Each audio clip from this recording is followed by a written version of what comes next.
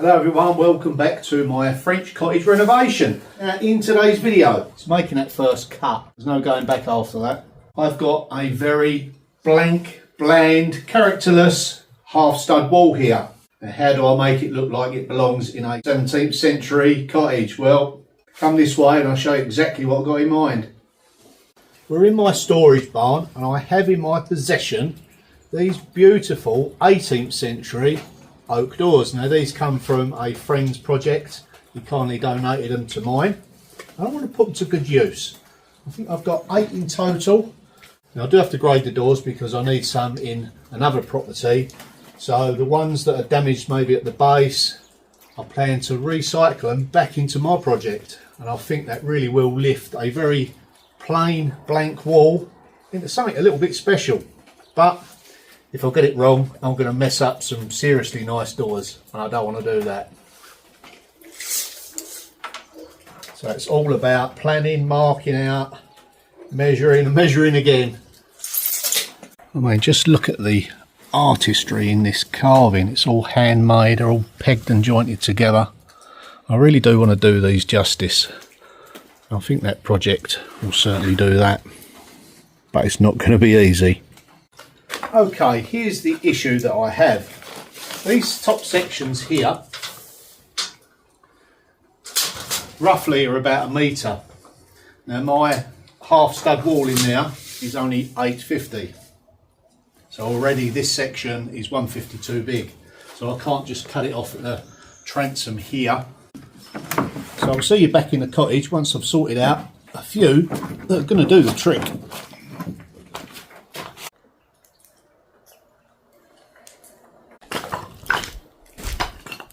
Then I thought, what about if the door, this top section, was laid on its side? That could work with the added plinth across the base, but then it's all about symmetry, isn't it?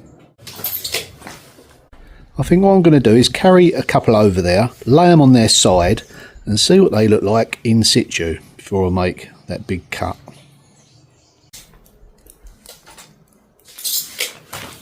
I think I might just have come up with a solution where I don't hardly use any of these doors. I don't want to chop them all up. I think I might be able to get away with just using 2. That would be great.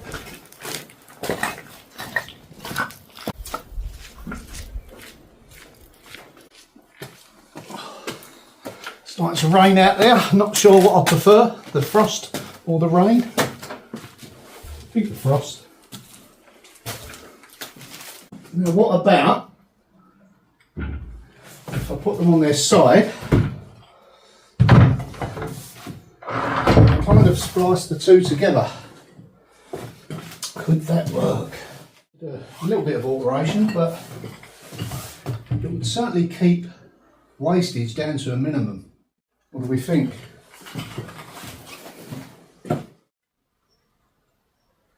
Now I've got to come right to the wall.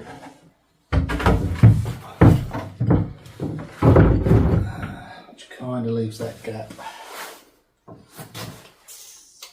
And so I add something to it, the wall side, so it'd be less conspicuous.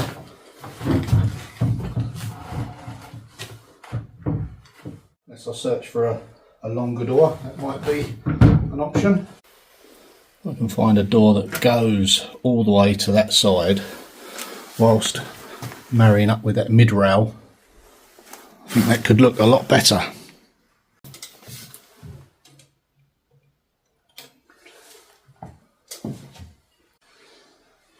So I've just brought in another door to try and make up the difference. I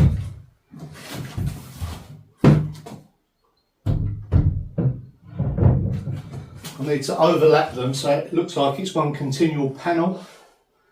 And obviously they're all handmade, so they're different sizes. I think I'm getting somewhere close to it now. This line here, if I can marry it up with that line there, it's going to run lovely. In actual fact, I'll probably cut the back door panel because it's got a hole in one of the areas behind there. So if I cut it down here, just one cut, that's all it's going to take.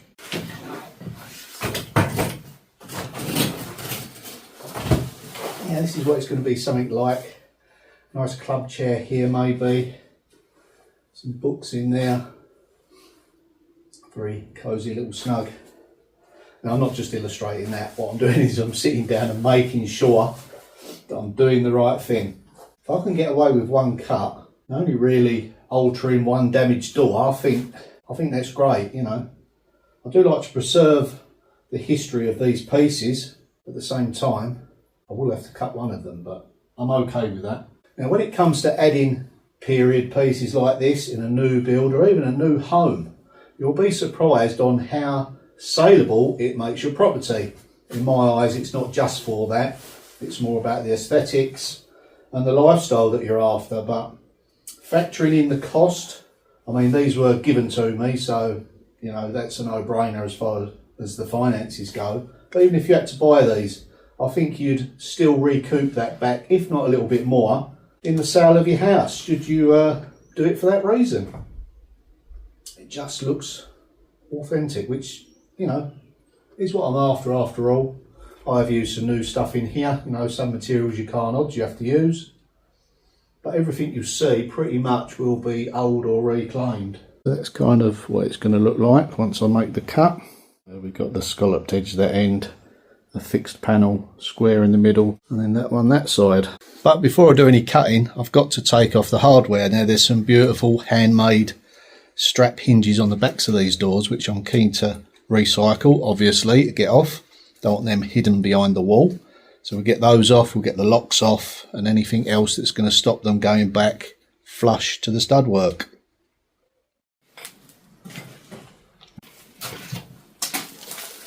And touch wood, these lovely hinges, is the key, will come off with not too much problem.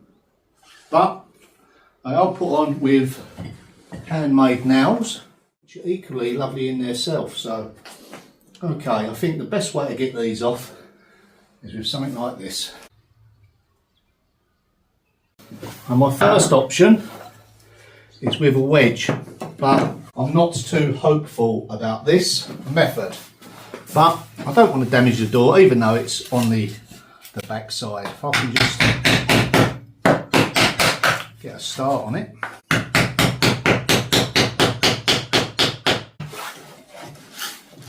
And I'll just work my way along. This one here. We'll have a closer look at them later. We'll keep these are very authentic. You know, when you're doing jobs like this, it's not always about power tools. Sometimes you just got to use old techniques and methods. And just a hammer. So we're starting to come under strain, so we'll just pull these out again. We'll just release that one.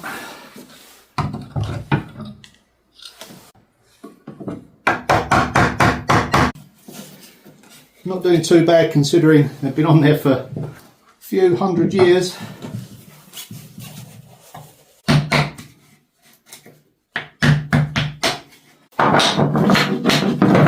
Is this it? Yay! There we go, let's have a look. Now that hasn't been seen for quite a few years.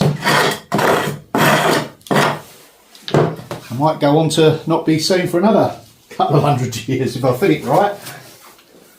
Look at that. You know, someone all that time ago was hand forging this in a fire. Fantastic. I will put those to good use. I may even incorporate it into this design so it looks like there's a false door there. What do you think? Even the locks still work.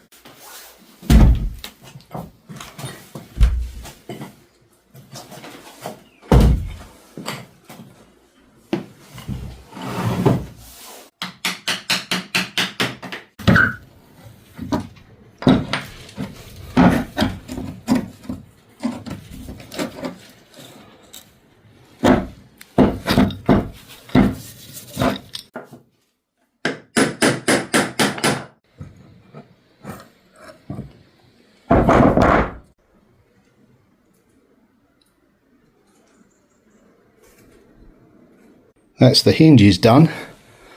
Now even this lock has got handmade nails in it. This could be tricky, but you don't know until you start. I'm going to leave the scutching on that side. Well, it's no good this being hidden the other side, and it will impede the door being flush, so let's have a go at getting that off.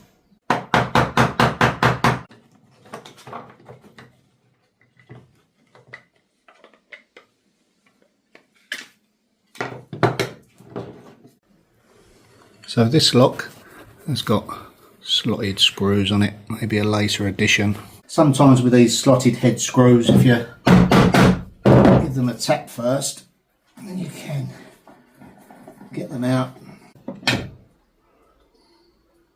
Yep.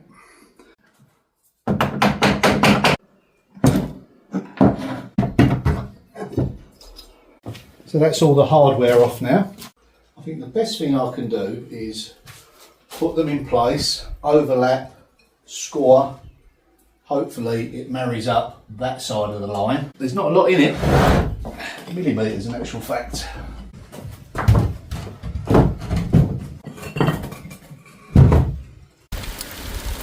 Here comes that storm.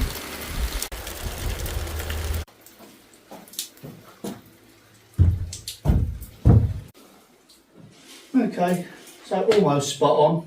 I'm just going to cut it straight off.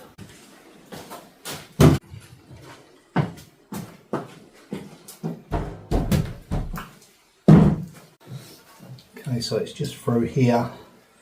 Once it's cut, we'll do that with our circular saw, clamp it, so we get a nice precise cut.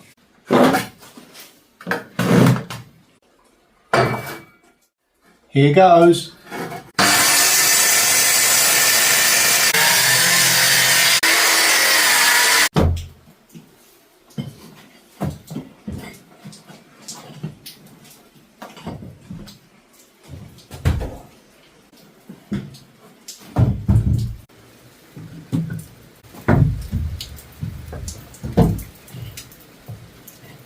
Well, that has certainly gone in okay as far as I'm concerned. Now, there is a little bit of a gap here. That's from the shape of the old door. This is the one I cut square and level. It literally could be scribing a piece of this in and just staining it up. The same goes for this end here. We can either, cut something in what we've already cut off the door so it matches in. We're going to have a nose in on the front there. And here comes that storm. Now behind all this dust and grime are some very beautiful doors, or panels should I say now, they're not doors, they're panelling. Once I get some polish on them, you'll see the difference, can't you? Simple wipe over. Now there's a long way to go with these yet.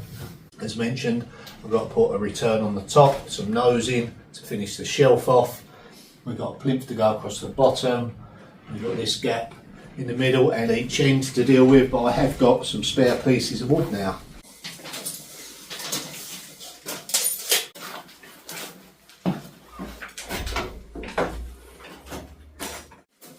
Then I've got to consider what goes above. That could maybe tie the areas together. Well, that is certainly something for me to think about, but that is it for this video, and I'll see you all in the next one.